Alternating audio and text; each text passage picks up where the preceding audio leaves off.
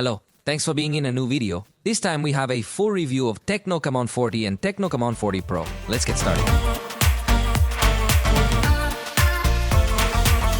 We are going to review two devices simultaneously because they have many features in common, even though their prices differ significantly. The TECNO Camon 40 is priced at 3,999 pesos in Mexico, which is approximately $205. Meanwhile, the Pro model's price rises to 7,999 pesos or $410. Keep in mind that prices here are not the same as elsewhere. I can already tell you that the base model will likely be the better choice, as the Pro model may lack in several areas. But let's take it step by step. Among its competitors is the same TECNO Pova 6 that is a little more focused on gamers. So if you really like gaming, consider that option. The Pro model competes with great rivals that can overcome it in several aspects. So I insist that it would be better the base model in this case are distributed through Mercado Libre, Amazon, and even TikTok Shop. Let's begin discussing the design. In this scenario, the front is where we'll observe the differences between the two models. The base model features a flat screen protected with Panda King glass. We don't know the exact resistance of this glass, but at least we have some information about the type of glass used. Meanwhile, the Pro model chooses a curved screen, and in this instance, it uses Gorilla Glass. Who is renowned and holds a greater reputation within the world of glass resistance, there's a clear difference here. However, in both scenarios, we observe significantly reduced bezels that contribute to a highly modern aesthetic, which in turn makes this a key attraction. In the Pro model, you'll notice that the bezels on the right and left sides are considerably thinner. In both instances, we can see the power button and the volume buttons. On the right side, at the top, we will find a microphone, a secondary audio output, and also infrared, which allows it to function as a universal remote control. Curiously, on the left side, there is a button that has a texture surface, which makes it easy to identify by touch. We'll chat later with... As for the utility of this button, considering that artificial intelligence plays a major role in both models, this button is noteworthy because it can be configured in various ways. For instance, by default, a double press opens the flash snap mode of the camera. However, we have the option to simply open the camera, activate silent mode or do not disturb, open quick notes, or even select a personalized function according to our preference, which specific application we want to run, so it becomes quite useful, and by default, a long press will open the assistant. Artificial intelligence in a virtual environment, AI I'll show later. I really wish we had the ability to customize as well. What happens with a single touch or with 3 touches, giving much more versatility to the button, but for now these are the options. And in the area where the flash is located, curiously it seems to be a red circle that only gives the aesthetics of being decoration, but actually has more things. In the configuration, you will notice that it is a notification LED, so here you can configure whether or not you want to use it, the schedule, where it will be activated, and if you would like it to function for notifications. For photos, it also has a kind of flash to notify you when you have a call, or also to show the charging status and to show the interaction with the voice assistant, or when you are using the universal remote control. So it offers several options, although in this specific case it is exclusively available in red color. At the bottom we can find the slot for the tray. In the base model, you have a SIM card slot and another slot that is shared between a SIM card or a micro SD. However, the Pro model does not offer the option of using a micro SD, but instead, it allows for only 2 SIM cards. This is another significant difference between the two models. Next, we again encounter a microphone, a USB-C port, and the primary audio output. It's worth mentioning that both frames are plastic, though the Pro model features a finish. Polished brighter is just an aesthetic change, but it's still plastic due to the curved display. The Pro model could be a little more fragile. On the back cover, we are going to find plastic for both models. It's just that there's a little flap that extends and peeks out into the camera module, which has a small... Both models offer a design relief that significantly enhances the device's appearance, giving it a distinct identity. This design choice is quite unique, as there aren't many devices on the market that manage to achieve this level of distinctiveness through their design. It is offered in Galaxy Black, Emerald Green, Glacier White, and Emerald Lake Green. However, this final color choice is exclusively available for the base model. Honestly, the colors are quite appealing. The back cover features an eye-catching design, so you can see why they are named Glacier or Galaxy. These names are quite fitting because they add a unique touch. In fact, the way light hits it can reveal varying textures, enhancing its appearance even more. Sincerely, the design appears to be quite successful in both models. The base model features a thickness of 7.34 millimeters, whereas the Pro model is even thinner at 7.31 millimeters. This makes both models very slim and lightweight. The base model weighs 180 grams, while the Pro model weighs 178 grams, making them very similar in weight. Another significant difference lies in their durability, as the base model is rated with an IP66. In other words, it can withstand splashes but cannot be submerged, while the Pro model goes up to IP68 and IP69. This one becomes highly resistant to water. So, as you can see, when it comes to design, there are some very specific differences that might justify the higher price. However, considering other factors, I would still lean towards preferring the base model. The screen on both devices is identical, except that the Pro model features a curved design. In both models, we have a 6.78-inch display with full HD resolution, achieving a pixel density of 393 pixels per inch. This means it provides excellent sharpness, ensuring that both text and images appear very detailed. The screen utilizes AMOLED technology, which means it offers perfect contrast, vibrant colors, and even provides excellent viewing angles. In this particular case, the display will provide two different options for color calibration. One option is referred to as intense color, while the other is known as original color. Personally, I find the original color setting to be more to my liking. Additionally, it features a manual adjustment for color temperature, which is a nice touch. Overall, I believe it's a display that performs quite well. Unfortunately, there is no available information about its peak brightness. However, it is important to note that we can expect to find screens that are bright enough for good visibility under sunlight. On the downside, they do not support HDR content, which might be a consideration for some users. Regarding the minimum brightness, we currently lack any information about how quickly it dims. Unfortunately, we do not have any data on the rate at which it becomes dimmer. If it comes down considerably for a comfortable use, plus it offers extra dimming and accessibility settings, this screen won't disappoint. It's a great experience in both cases. In fact, it has 120 Hz for an excellent experience, which is very good in the base model and expected in the Pro model. Let's discuss the sound now. We have stereo speakers, one located at the bottom and another at the top. The output is shared between the headset for calls and the frame. This setup provides ample sound. However, the secondary speakers are quite simple and not very powerful. The base model is excellent, the Pro model just complies. The sound lacks clear treble but has decent bass and mids presence. They have good power without being thunderous. Let's do a quick test, but remember, it's not the same as live.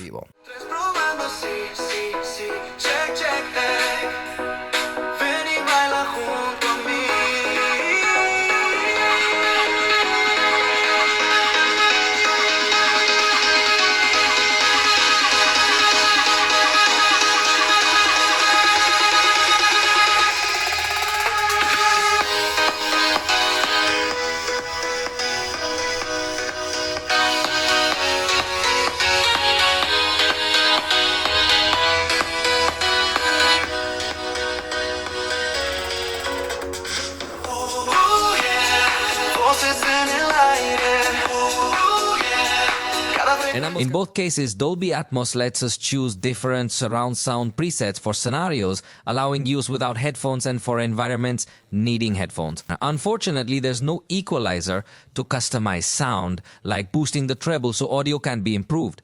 Neither of them includes a headphone jack, which we might anticipate on the Pro model, but on the base model, it will be a significant omission. However, for audio over Bluetooth headphones, we will find the LHDC codec in its version 3, along with the LDAC codec. Just take note that it does not include aptX, so make sure to check carefully which wireless headphones you plan to purchase. But if you can, use wireless high-resolution audio.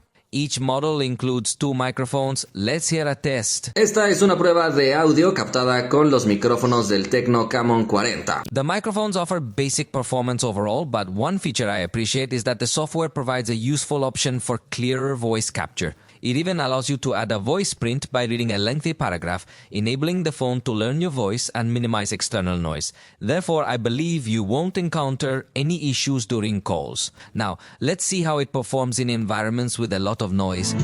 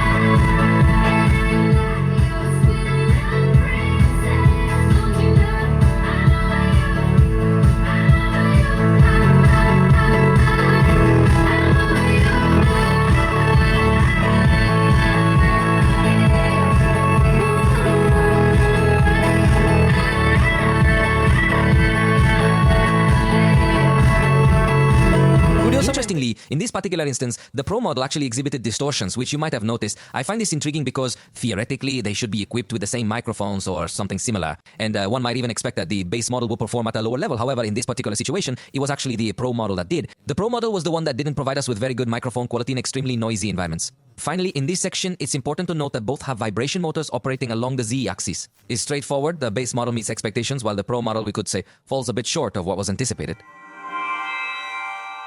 The front camera is another difference between the models. The base has 32 megapixels with f2.2 aperture, and it has a fixed focus, whereas the Pro model is equipped with 50 megapixels, featuring an f aperture of 2.4, and interestingly, it includes autofocus. So, by having autofocus on the front camera, the Pro model truly manages to excel in a remarkable way. To quickly open the camera, there's the option to double tap the volume down button when the screen is locked. Actually, we have the option to double tap the one tap button located on the left side to perform the same action. What's more, with the one tap button, we have the ability to be browsing in any other app and swiftly open the camera. Interestingly, the front camera features a mode known as profile picture, which may sound a bit unusual, but it offers 2 levels of amplitude. Additionally, we will find the beauty mode equipped with either a smart setting or a manual setting, allowing for adjustment of various parameters. In fact, there is an incredibly vast array of parameters available, allowing you to choose even the color of the makeup, the precise shape of the face, the size of the eyes, the contour of the chin, the alignment of the nose, and the reshaping of the face, among numerous other intricate details. So, if you enjoy altering a wide variety of facial parameters, this device enables you to create a very intense look, especially if you prefer to appear quite artificial. In the lower left corner, you'll find default effects for various makeup styles that you can apply with one touch, offering many options. The blur effect for portrait photos is also available here. Using this aperture simulation, pay attention to the top where there's an option called brightness. This option provides reflection effects in certain areas, which suddenly emit a bit more light. Additionally, we will discover in the extra settings the option to activate the timer. In the settings, we can also duplicate the shutter button, making it more accessible. It's important to keep in mind that we have the option to use the physical buttons to capture photos. This brings us to another setting where we can enable alternative capture methods. These include using voice commands or simply tapping anywhere on the camera screen to capture the picture. So it indeed has some good tools. However, it lacks the hand capture gesture feature that I would have preferred to see integrated. For this type of photography, you'll need to clone the button for easier access or simply use voice commands such as saying cheese. It takes a bit longer, but it does eventually work. Now, let's take a closer look at the results. Starting from the base model, we discovered something positive. Because it provides us with excellent color intensity and a good level of detail, even though the focus might be slightly more than needed, it seems far focused, so you must fully stretch your arm for better detail. Fortunately, this is a very wide camera. In scenes that are backlit, it isn't optimized perfectly, but you'll notice that it does a good job balancing lights and shadows. While it may not be spectacular, it performs quite well within its price range. Even at night, I'm impressed by the level of detail it manages to capture, as well as the excellent noise control it maintains in backlit scenes. Take a look at how the result would appear when the screen is illuminating your face. Without extra light, it's a good result due to its noise control. Even using night mode, you'll see the picture improves a lot, surpassing many devices that are actually even more expensive, so keep in mind that portrait photography at night is indeed very nice. It's not 100% perfect, or for a base model the result is amazing. We even observed that on the day we noticed if it manages to keep objects in focus, something uncommon at this price, making it a device that truly, I really liked it. In its front camera, the Pro model maintains the same. The camera offers excellent color rendering, and with its autofocus, the detail level is slightly higher. Additionally, it features a very wide lens model, giving us again an excellent experience. However, in this model, we find the advantage of autofocus. Although you should know that it does not have such a close focus, then you have to learn a little the minimum distance at which it can focus. But after that, yes, you can achieve interesting results that in the price range is something remarkably good, so that both cell phones are going to stand out. In the front camera right here, if you pay attention, you'll notice how the model enhances what was already great, as we find excellent detail in backlit scenes. The Pro model shows inconsistencies you must be very high, but whether near or far from the camera, detail is positive. In backlit scenes, the Pro model's preview isn't optimized, but it's noticeable after taking a picture. If it optimizes light and shadow, delivering good performance, interestingly, at night, I prefer the base model's results.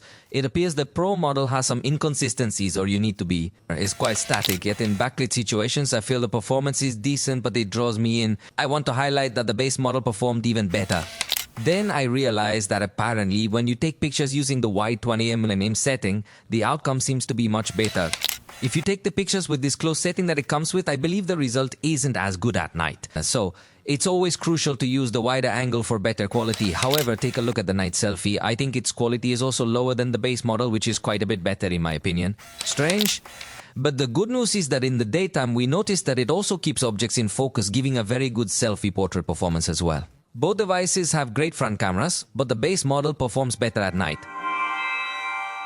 On the back, we discover a 14mm ultra-wide camera that features an f-aperture of 2.2, as well as autofocus equipped with an 8-megapixel sensor present in both devices. The main camera remains identical, boasting a 23mm lens, an aperture of f1.8, autofocus capabilities, and optical stabilization. It is accompanied by a Sony Litia C sensor with 50 megapixels. The component that resembles a third camera on both devices is purely decorative, meaning they actually possess only 2 functional cameras. The Pro model might be disappointing as it has the same setup as the base model. The main camera's capture speed is decent. Holding the shutter and sliding left gives up to 20 burst shots, while sliding right records a short video. You must hold it down as releasing it will stop the video. During our test attempting to capture number 3, we observed that it takes nearly half a second. As such, it doesn't appear to provide a very good response. And for the burst, it lasts nearly a quarter of a second. Although there's minimal space between each photo allowing you to capture the precise moment, it remains a very brief burst of 20 photos. In the camera interface, you'll notice there's a button to enable various filters and color effects, which lets you alter the style of your photos a bit. There's a decent variety available, although it lacks simultaneous preview. In fact, in this particular case, the first line provides us with, we have the option to utilize an alternative interpretation of colors, and subsequently, we can make a selection. Some special filters to apply. There are 2 combinations. Touch the screen to adjust exposure and focus or access more parameters. Specifically, to professional mode with various parameters like exposure compensation.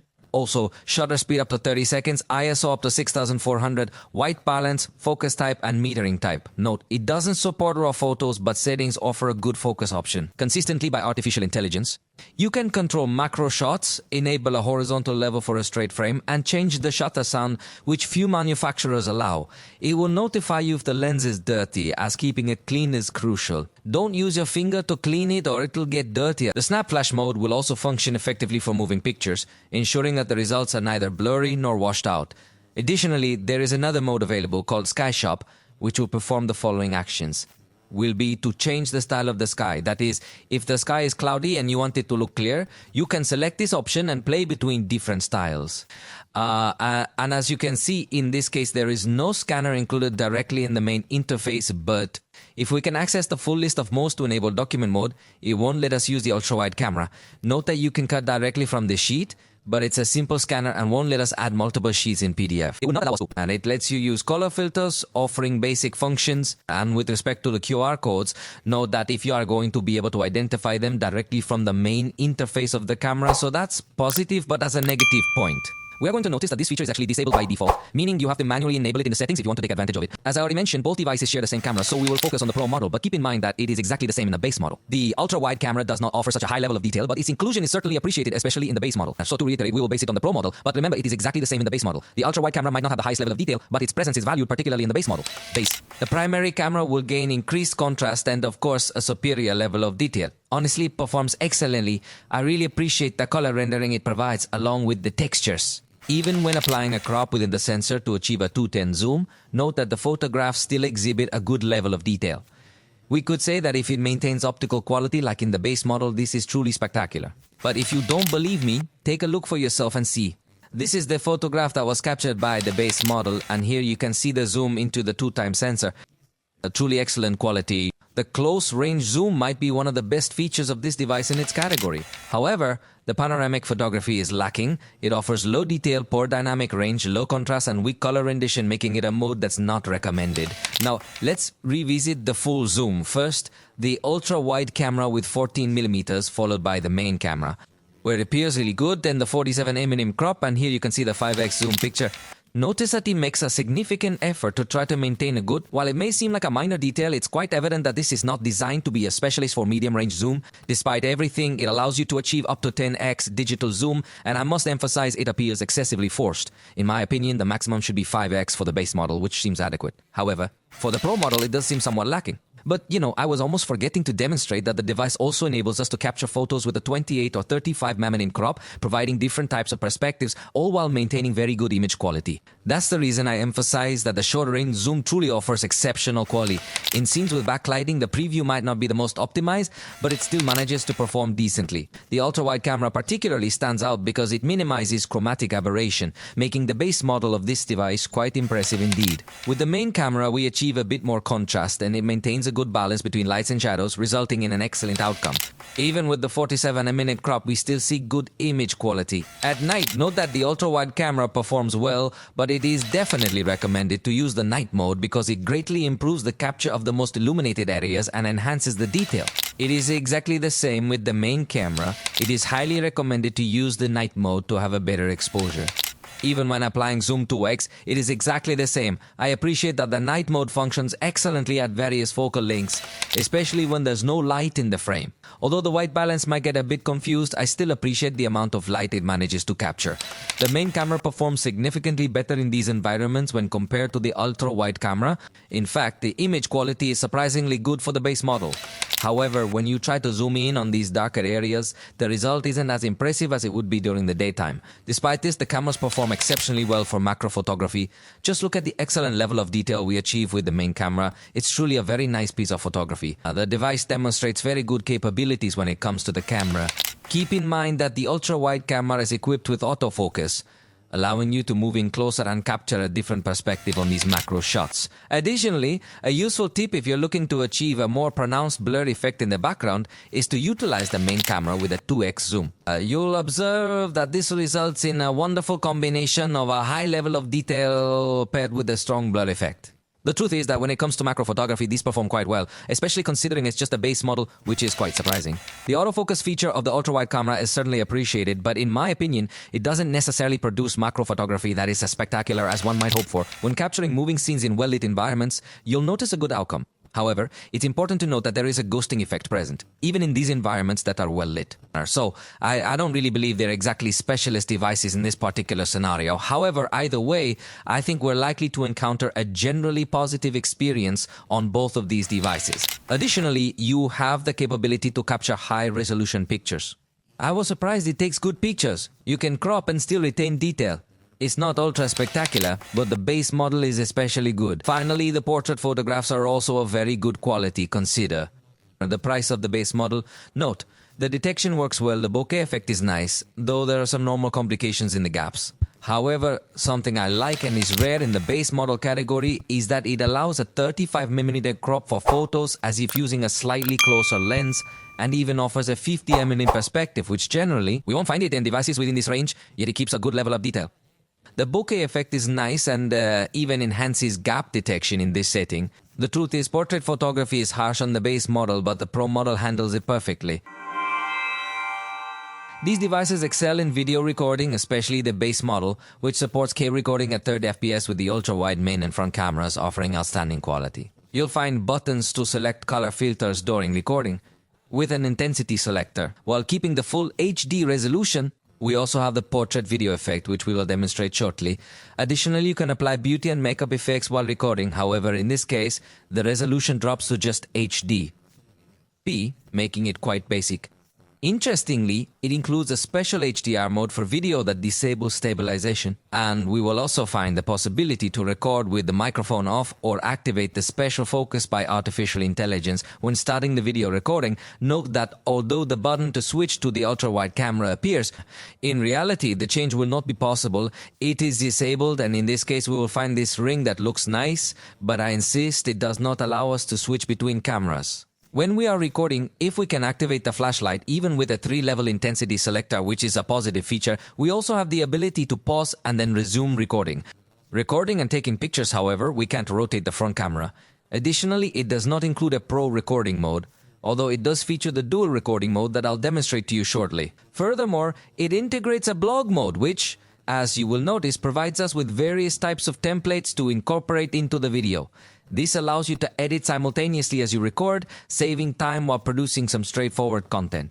Here's a detailed step-by-step guide to help you achieve this type of result. It's important to note that 4K video recording does not have stabilization, which could be considered a minor drawback. However, it's important to note that many other devices don't even allow you to record in 4K, so this inconvenience is relatively small in comparison. Generally speaking, the level of detail will be superior to most devices. Keep in mind that even though it allows us to zoom in, it won't actually switch between the cameras. Instead, it maintains a digital zoom, which is of good quality. Ideally, it would allow us to switch between different cameras, but even when recording in full HD, this option isn't enabled. Now it is. Observing the outcome with the primary camera, which clearly demonstrates the excellent level of detail in 4K. While I'm not an expert in video recording, I believe that for the base model, it's quite impressive. Very good that the Pro model possibly falls a bit short. If we become a bit more demanding regarding color rendering and other parameters, you'll notice how, once again, setting the zoom to 210 maintains good image quality. Therefore, the short distance zoom is also favorable. However, in the backlit video, the ultra-wide camera doesn't perform as well. It's understandable, especially in the base model, and it behaves well there too.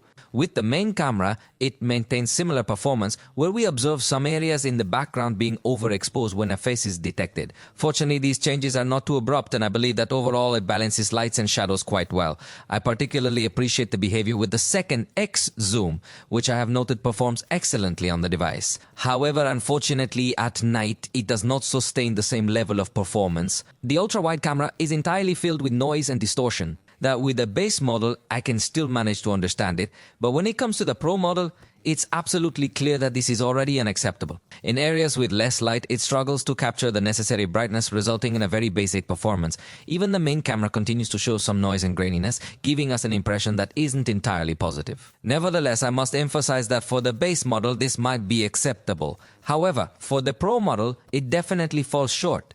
Regarding the stabilization, see how it would look with the ultra-wide camera and the stabilization deactivated. You can definitely notice the vibration and movement too much while walking and running, but now observe how it appears with stabilization turned on. In this instance, it is solely digital stabilization because the ultra-wide camera lacks optical stabilization. However, I believe digital stabilization is sufficient for walking. Yet when running, you can notice some vibrations and slightly strong movements. Now, take a brief moment to observe the example using the main camera with the stabilization turned off, and then notice how it appears when we activate the stabilization feature with this main camera, where I believe that for smooth movements, as well as for walking movements, it is definitely more than enough. However, when we run it again, we will observe that its performance is not as good, which is understandable given the base model. As for the zoom, please note that we are going to achieve good quality at 2x magnification, yet beyond that, we are going to observe that it does not possess such a high level of detail, much like the photograph. Now, let's increase the zoom to 10 times. In my opinion, to ensure that we maintain high-quality images and generally adhere to the BIAS model, the maximum should ideally be set at 4x. It is very good. When it comes to the focus, I believe that the overall behavior has been quite positive and encouraging. When it comes to speed and accuracy, it appears to handle changes without much confusion. What's interesting is that it includes an integrated portrait recording mode. This mode can be quite useful if you remain relatively still. However, if you move around, you'll quickly notice the artificial detection at work. If it fails to detect your face, the effect will deactivate. Additionally, if you move too far away, it deactivates rather abruptly and not in a very controlled manner. Overall, I find this mode appealing due to its incorporation in the base model and even in the Pro model, but the performance is not so high, so we only need to use it in the base model.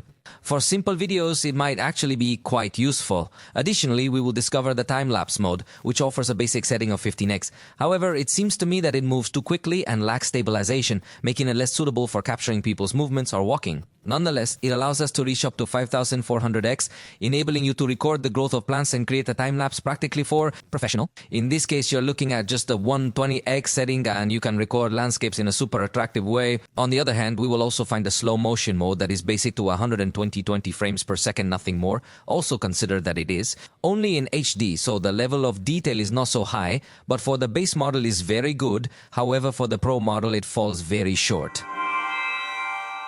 The front camera is also capable of recording video in 4K resolution. In this case, we are looking at the result with the Pro model, and just like in photography, it stands out for having a good color rendition, although as with the rear camera, if you're shooting in K, it doesn't come with stabilization, so you have to be careful there. Also note that in backlit scenarios, it doesn't have the ability to balance highlights and shadows well to do the Pro model. I think the experience falls quite short. Recording in full HD improves stabilization, and with a wide lens, you won't need to extend your arm as much. Also, the Pro model includes autofocus, which, while not extremely close, lets you show something nearer, something that few devices in the range allow it, even at night. Performance has been sufficiently good for the Pro model, even though with more movement, it is natural to notice a greater presence of noise and grain. However, I believe it still manages the colors well. Quite well, and I really like it, especially for the wide range it offers. Interestingly enough, we also find that the portrait recording mode is available, which blurs the background. This feature is quite unusual in devices within this range. It's not a very average camera and much less on the front camera, although it obviously fails to keep the objects in focus but only the face. But well, for simple videos, it could give a good experience. It also has time-lapse mode available, although with the same settings we saw on the rear camera, so it may be too fast. In the Pro model, we will also discover slow motion, which is available here at the front. This is a feature that we did not find in the base model. However, something that I truly appreciated is that both models come with the dual recording mode. For the base model, this is an incredible feature that is going to be extremely difficult to find among other competitors. You will notice that it allows you to move the frame. Although it has a slight pause on the right, it keeps the autofocus enabled and maintains the capability to zoom in and out as well. It also enables us to rotate the cameras, providing an excellent overall experience. Even if you pause the recording and then resume it, it permits you to alter the view, allowing this view to be split in half, ensuring both cameras have the same size. It maintains the same autofocus and zoom experience, and it includes the option to rotate the position, enhancing the overall functionality. Now, take a look at the outcome with the base model. It's quite similar, but keep in mind that for the front camera, we actually have a different sensor. Even so, the base model is also capable of recording video in K with performance that is very similar in terms of color rendition. It is quite similar in backlit scenarios as well, where it completely burns out the background, which makes it not very appealing. However, at night, I noticed that it seemed to perform slightly better than the Pro model. Once again, we observe something curious, with the base model offering a better experience. Compared to the Pro model, it delivers a cleaner video quality with colors that are a bit more accurate and have better saturation. In general, I believe the base model's front-facing camera really surprised me quite a bit. For the software, we will find Android 15 and in this case, iOS 15 version 0.1%, so if it arrives with updated software, and in this case also has 3 years of software updates, 5 years of security patches, so in the base model is especially outstanding. In the Pro model, I think it can compete well, but it is very complicated to find a device in the price range of the base model that offers you a policy of updates so extended. So in this sense, if we will find one of its strongest points. When it comes to customization options, we are going to discover some excellent choices. It's worth noting that there is a great selection of static wallpapers available, as well as animated ones. There are even a few styles that enable us to personalize it using our own photographs. For instance, observe that right here we can easily select the photo that we desire. It will then analyze the content and apply the necessary edits, cuts, and effects around us. It is important to note that in this particular case we have trimmed, and you have the freedom to choose from a variety of colors or even a pattern, such as a comic style or various other categories. This allows you to fully customize your wallpapers to match your personal preferences. As you can observe, it includes numerous sections and a wide range of styles. Some feature stripes, while others are designed in a cell format, and more. In fact, there are numerous options available for you to tailor your own wallpapers with the style that you prefer the most. In fact, you could also opt to select some pets directly for your lock screen, which is synchronized with the always-on display. Note that here, for example, we have the lock screen and finally the home screen. So all sections of your screen could potentially display these adorable little pets if you prefer to have this setting. The truth is that there is a really great variety of pets available, including dogs, cats, and many more options to choose from. For those who are fond of pets and animals, I believe this could be an appealing option. Not all phones offer these kinds of features, making it quite unique. Additionally, there are other effects that accompany the mosaic option. Once again, it synchronizes the always-on cover with the lock screen and ultimately the home screen. These transitions might be very appealing to many users, providing a seamless and visually pleasing experience. Inside the lock screen, we have the ability to modify several elements. For instance, take a look at the clock. We can alter its style, adjust its typography, and even choose different colors. When it comes to notifications, we can decide if we prefer a list format or just icons. Lastly, we can customize the shortcuts available in the screen's corners. As I mentioned earlier, it features the always-on display mode, which allows us to display a cover with a unique image or perhaps a special image. The clock, pets, and other customization options make it a handy tool. However, in this particular instance, it doesn't encompass the entire screen. Instead, it focuses on just a specific section of the dial type. And it's important to note that in this particular situation, it will function for just a limited period, meaning it won't remain continuously on at all times. Eventually, there will be a moment when it turns off again. Also, observe that it doesn't even reactivate with movement. It's a mode that requires 2 taps, so it's not truly an always-on display mode. I'm not sure why many manufacturers are beginning to adopt this approach. Additionally, it offers a horizontal mode for times when you place your phone on charge. If you wish, it can display the clock, a photo gallery, or something else while the phone is charging.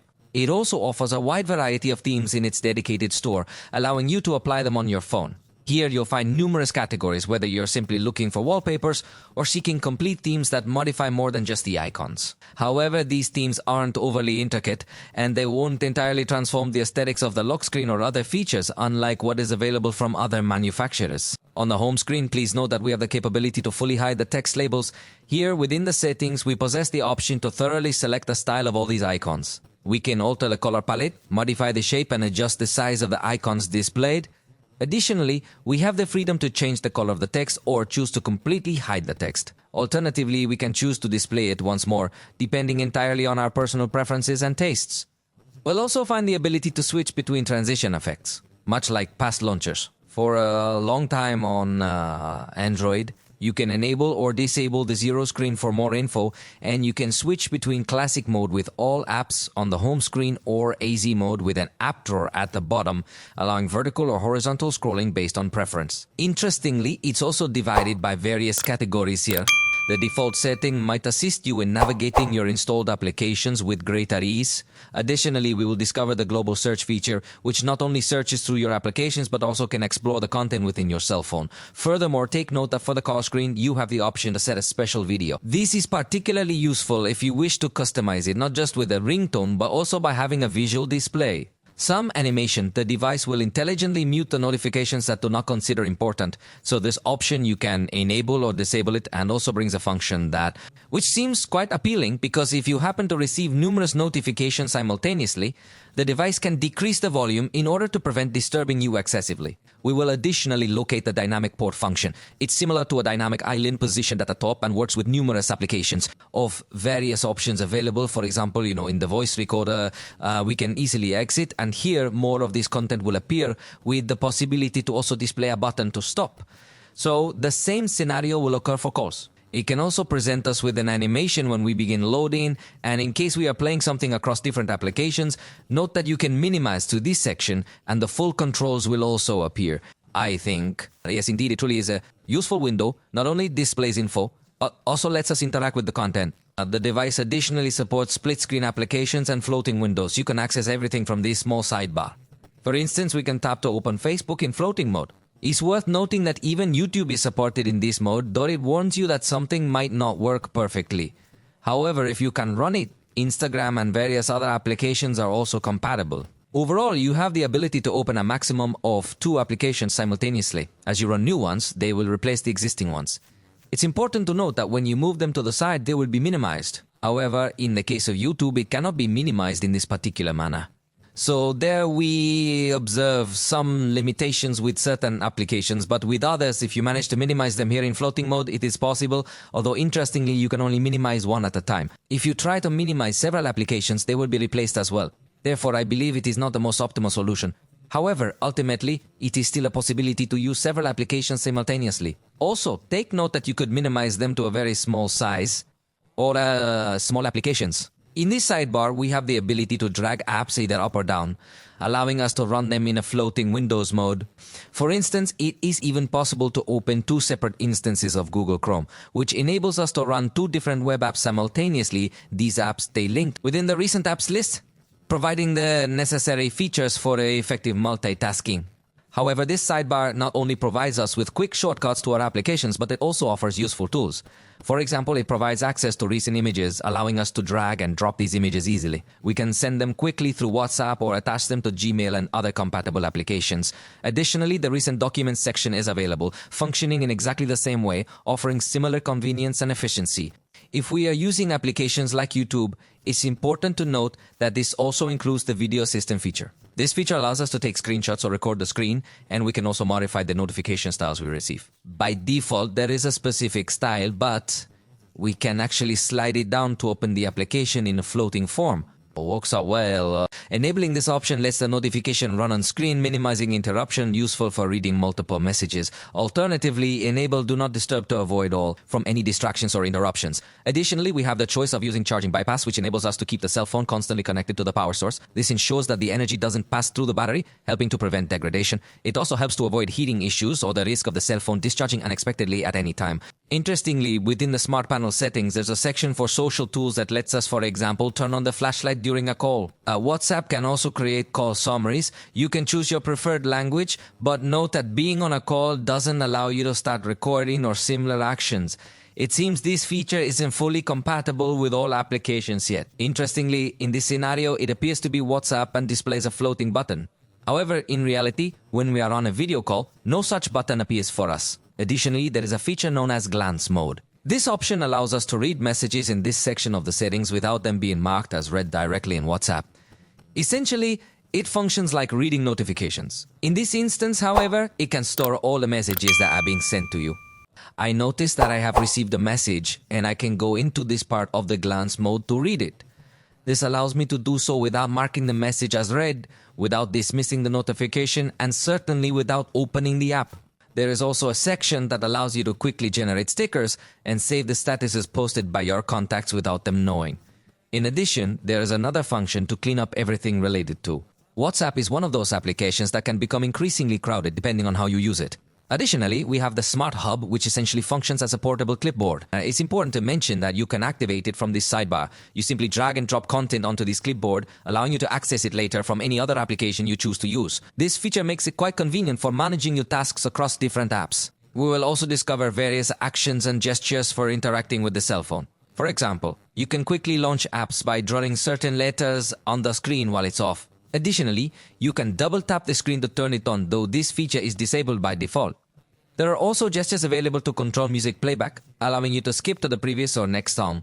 Furthermore, you can turn the phone upside down to activate silent mode.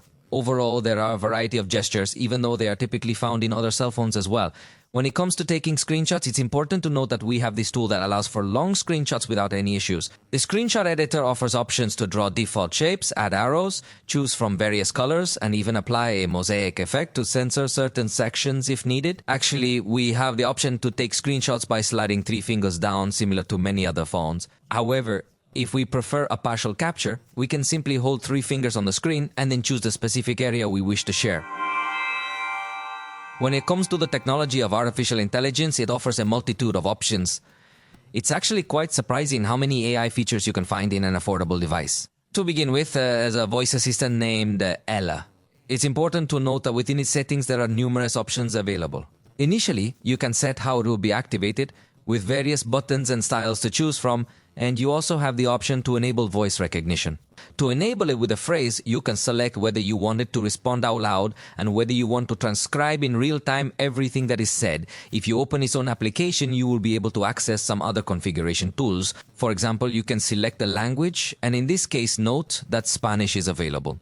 There are several other languages supported as well, which is excellent news. Hello, please tell me everything you can do. Note that when you send it a message, it will respond intelligently. In this case, it will also reply to you through voice. This isn't just an assistant that can control things on your cell phone. It's connected to a large language model. This connection means you can interact with it as if you were chatting with a friend. Let's give it a try. Could you provide me with some ideas for gifts that I could possibly give to my wife? Take note that she's going to express what she's thinking, and afterwards she's going to search the internet. Then she'll provide me with an answer directly. This means she's not merely going to give me links to web pages, but she can provide a detailed answer directly, much like you would with GPT Chat, Gemini, or other similar tools. In this case, I really appreciate that it's an assistant developed directly by TECNO, which speaks volumes about the brand's strength and potential. He even notes that you can attach documents or perhaps an image from the gallery or even directly from the camera. So for instance, we will attach a photograph here, and it happens to be a photograph of a document. I'll inform him immediately and describe what he has received as an image. However, we can do even more things, such as extracting the content of that image and translating it into English. Please note that once again, he'll take a few seconds to think and analyze what we have instructed him to do. And notice there it is. He has just successfully extracted the content that he had. That particular photograph, and then afterward, it will proceed to translate it into the English language. So, it's truly a remarkably good assistant regarding its functionality, usefulness, and how it activates, along with the excellent integration it possesses within the operating system. Of course, the assistant does need an internet connection, but its operation is quite impressive.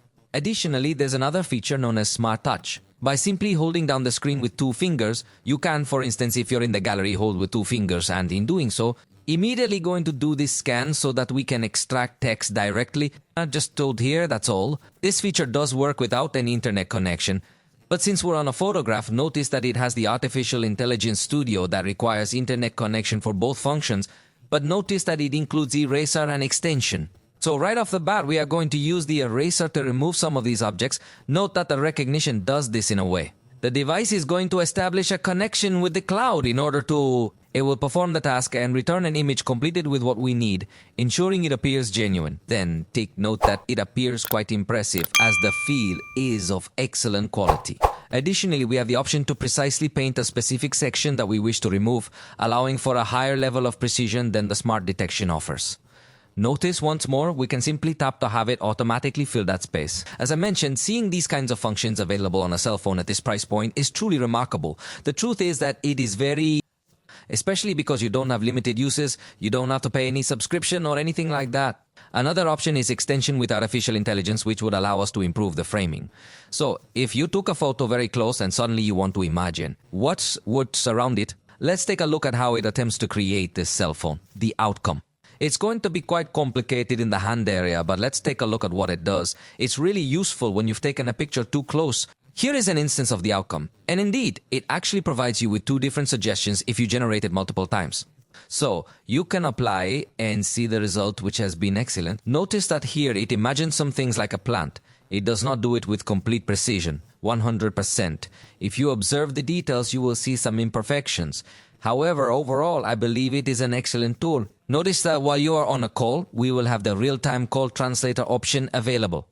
Furthermore, there is another clear call option that will be filtered, and we also have the call summary option. Next, we will activate the summary option. The device has issued a warning that the call will be summarized. I'll talk for a bit, and at the end, we'll see the summary.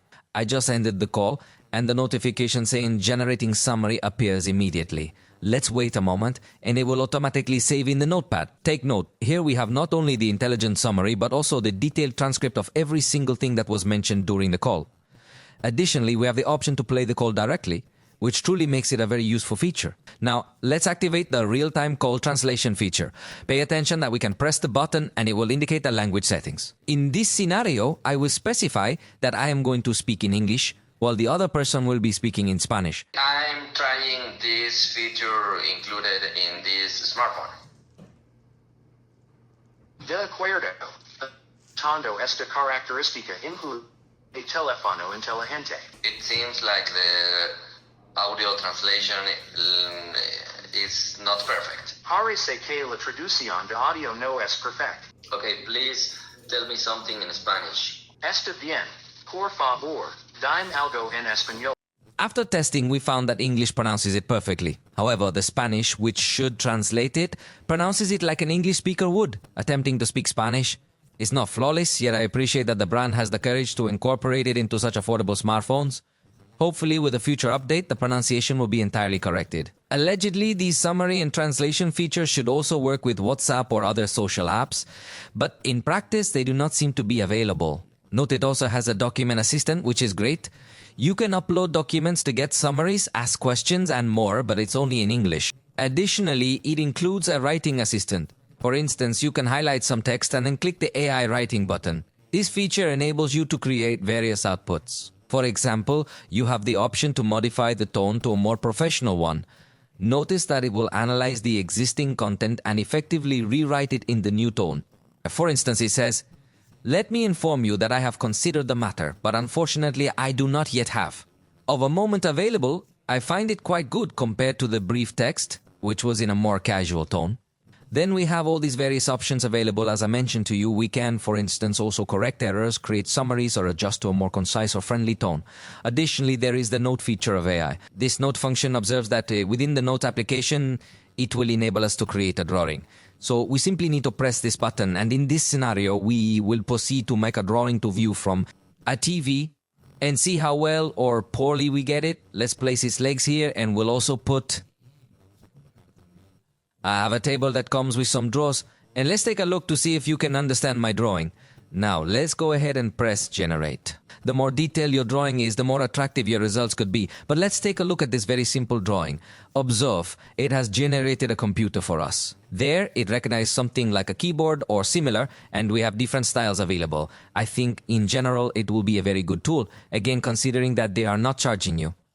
To generate this, although it does keep a small watermark at the bottom, I believe you could definitely take advantage of it for some tools.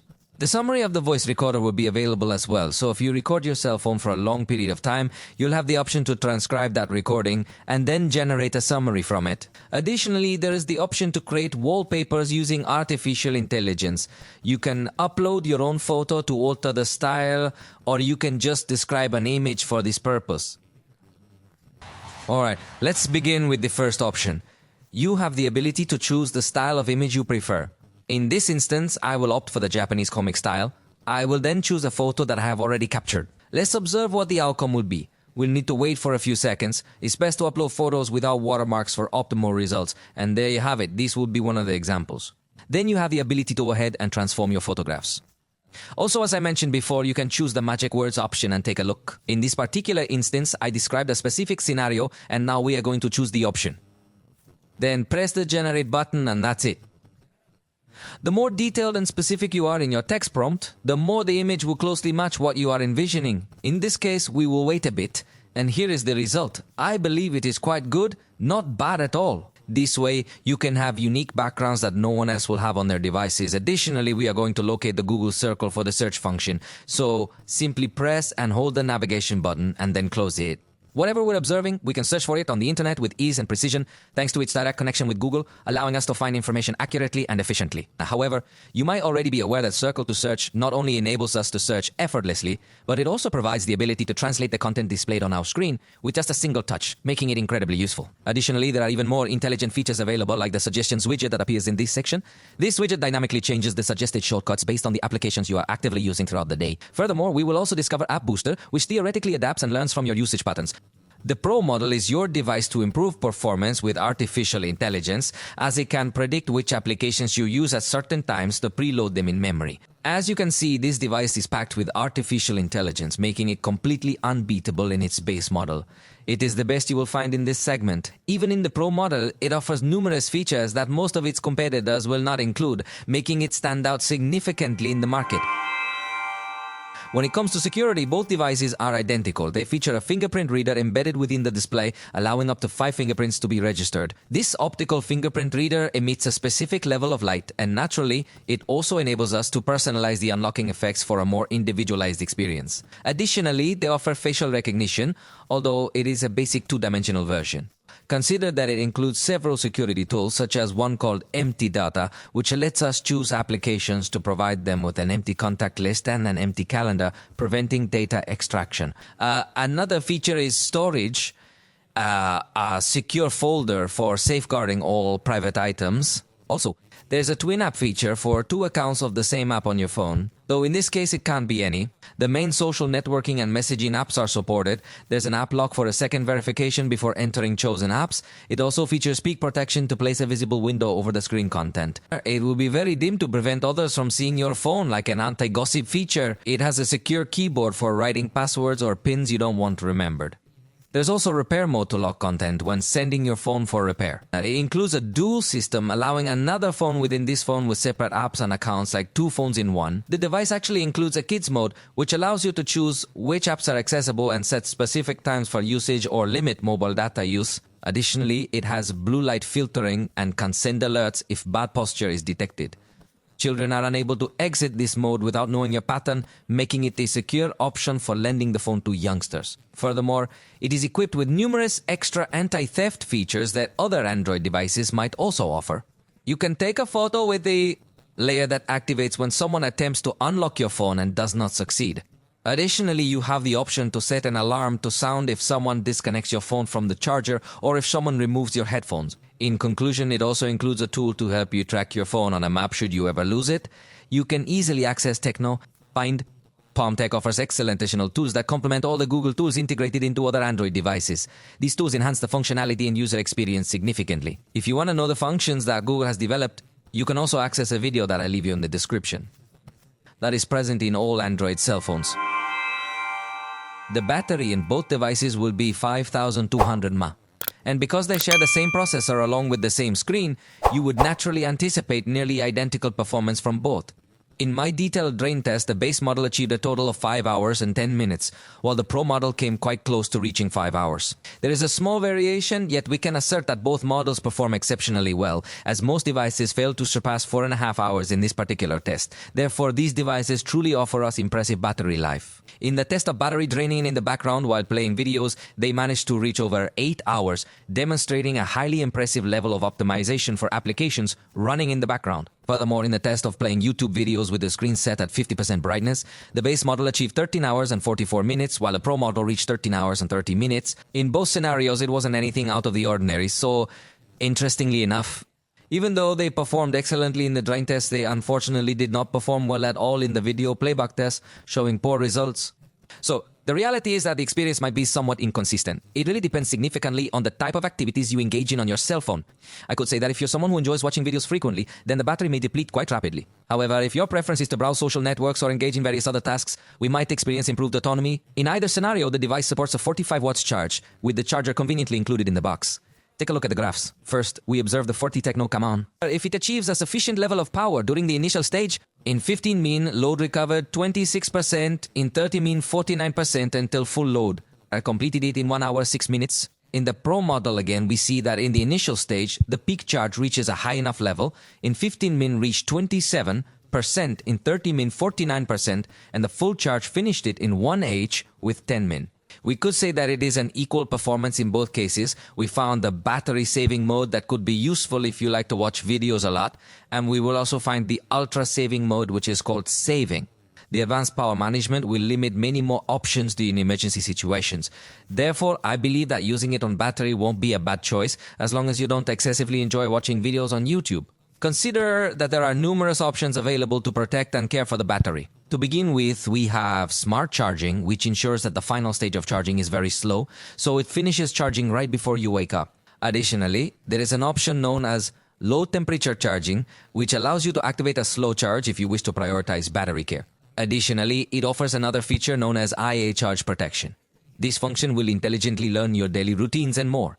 Over time, it might allow the battery to utilize only 80% of its full capacity, so that it does not degrade so fast, but it also brings the custom lock, so specifically you could tell it to only charge to 80%, 85, 90, or 95. It also has an option called charge bypass that allows the power to pass directly to the battery.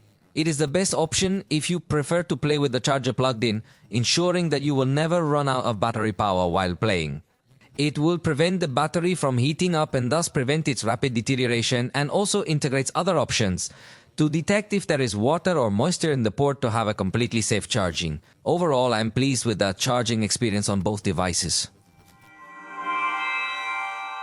In terms of connectivity, we discovered 5G, something we can accept in the base model, but in the Pro model is a very weak point. Fortunately, in both cases, we find a custom data saving mode that allows us to choose some applications that we do not want to access the internet with our mobile data.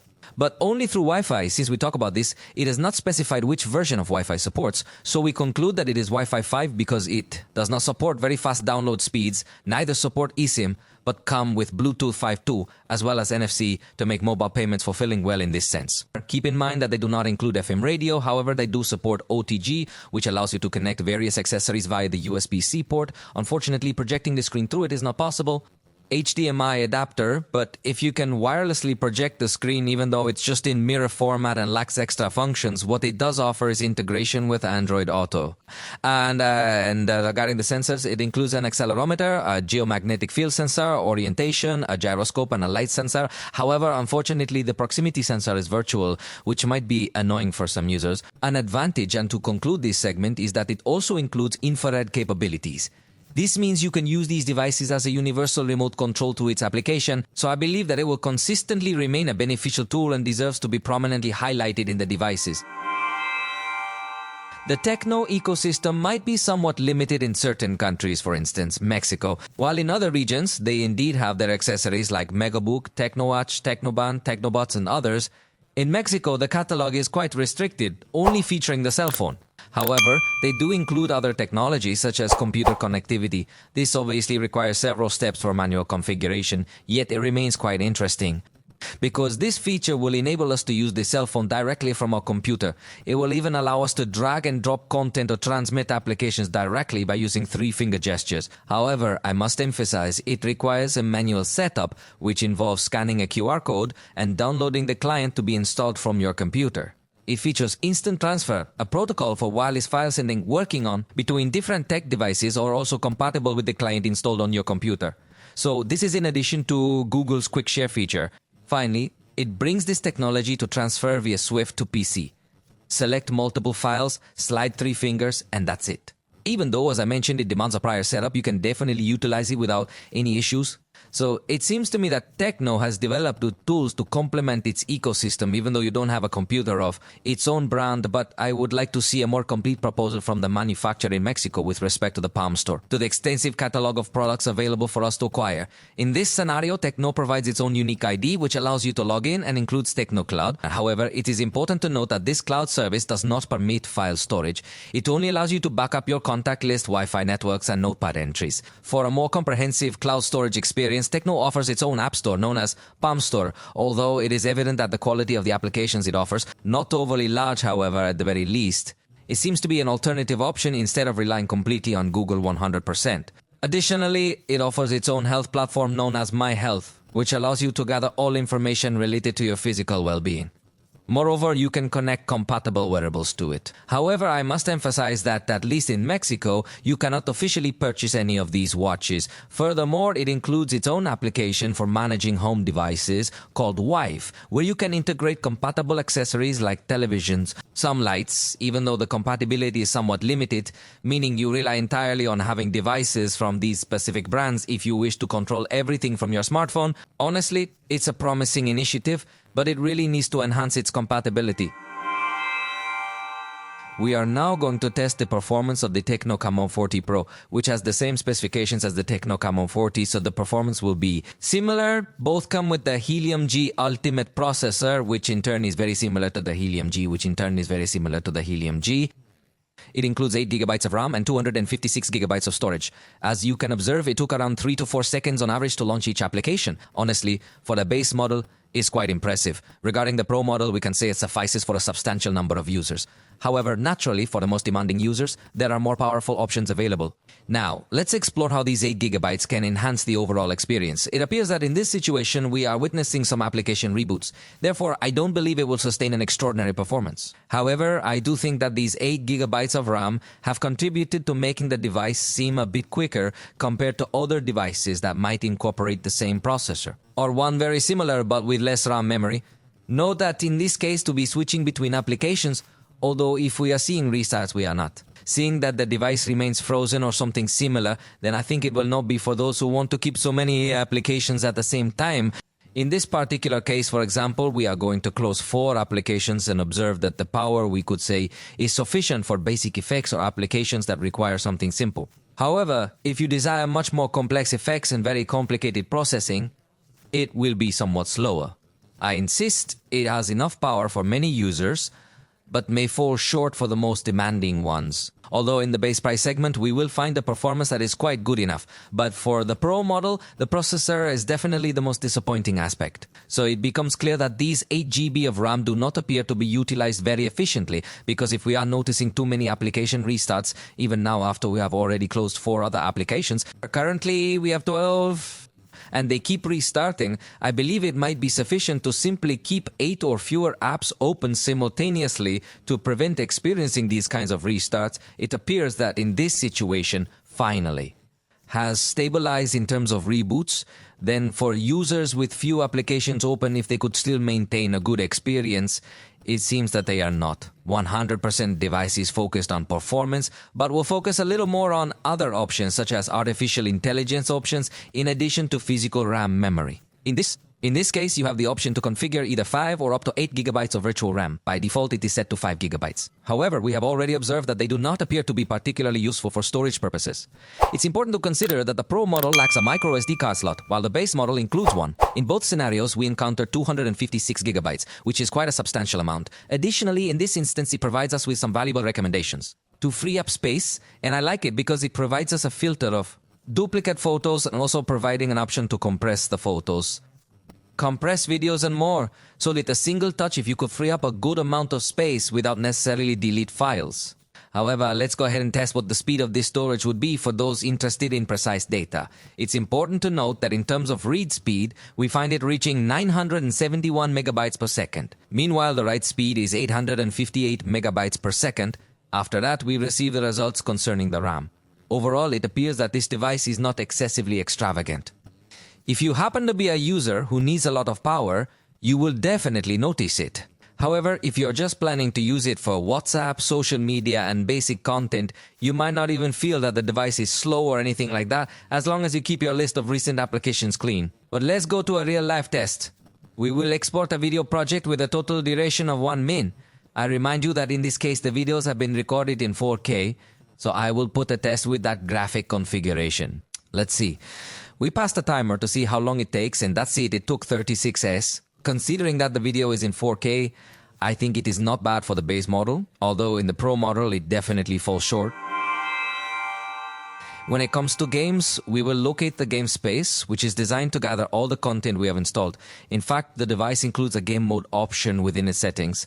Replicated in this mode, for instance, we find everything installed and provides us with recommendations for downloading additional content. At the top, it offers details about the current status of the cell phone. Also, note that we can access the full configuration settings. Additionally, we have the option to turn off the sound effects present in this game space. We can also disable the detection of the game state, and in conclusion, there's an option to close all background apps when gaming, very useful for this phone. I recommend turning it on for smoother play. I believe the base model can compete. It's decent for gaming, but I expect the Pro model will surely. It is not advisable for gaming within that price range. Take note that at the bottom we have the option to drop down this menu, which allows us to choose the performance profile we desire, in case we wish to select the highest power possible. Additionally, the GPU can be personalized to modify the style of graphics it displays, and we can also activate other options to enhance latency when playing content that needs an internet connection.